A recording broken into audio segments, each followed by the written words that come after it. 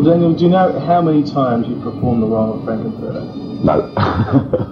I don't think about it anymore. It's, you know, I think I'd get depressed if I actually counted them all. How do you feel that Rocky Horror's ending tonight? Oh, sad. We're all going to kill ourselves tomorrow. I was actually standing on stage the other night, and I actually forgot which theatre I was in. I think I played it in about 50 theatres in England and here altogether.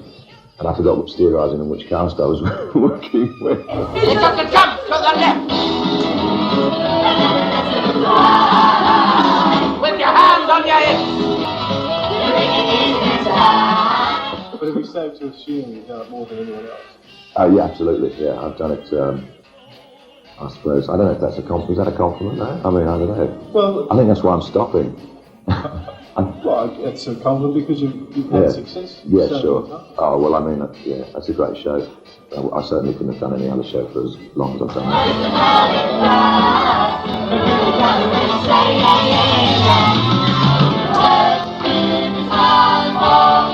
The role was originally played by Tim Curry, and by all sounds, but it was written for him. But now, because you've played it so often and so successfully, a lot of people think of the role as yours.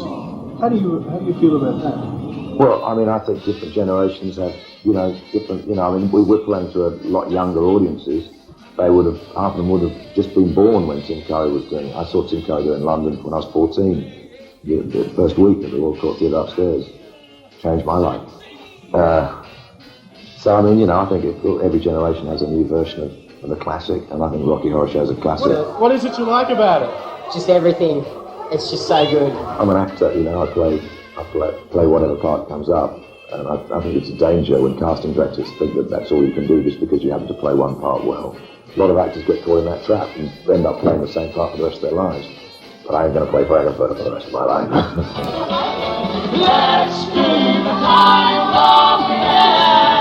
When theatre works, like the Rocky Horror Show works, it's a fantastic thing. It's an event, and we get audiences who probably never been to the theatre before, who come to see Rocky Horror Show because they've heard of it, but wouldn't go normally to the theatre.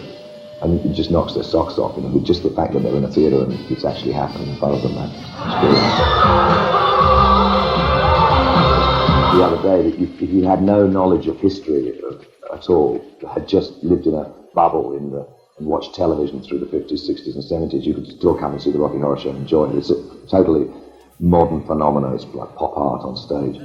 But I think also the fact that it is a true rock and roll musical. I mean, unlike Superstar or Hair, which aren't rock and roll, they're operas, this is a rock and roll musical, and it used the whole idea of a performer performing to an audience as in a pop star way, mould, rather than as a performer in a Broadway musical I think there's lots of reasons. I think it's just like a bit of magic. I think if Richard O'Brien, who wrote the show, knew what it was, he'd be turning them out every year, wouldn't he? So, come up to the lab and see what's on the slab. I see you shiver with It's come now. I mean, you say this is the last time. Is it definitely the last time? It's the last time for me. You're going to play it again? I'm not going to play it again, no, never. No. I'm not going to direct it again either. Do you think it'll come again? Oh, I think it'll be around for a long, long time. Rocky Horror, I think it's a classic. Yeah, definitely. Has it hit you at all that someone who's been with you now for 7 years, a project and a production and a character, has it hit you it's all going to end soon? Yeah, I don't like to think about those things. I'll know after tonight how I feel about that.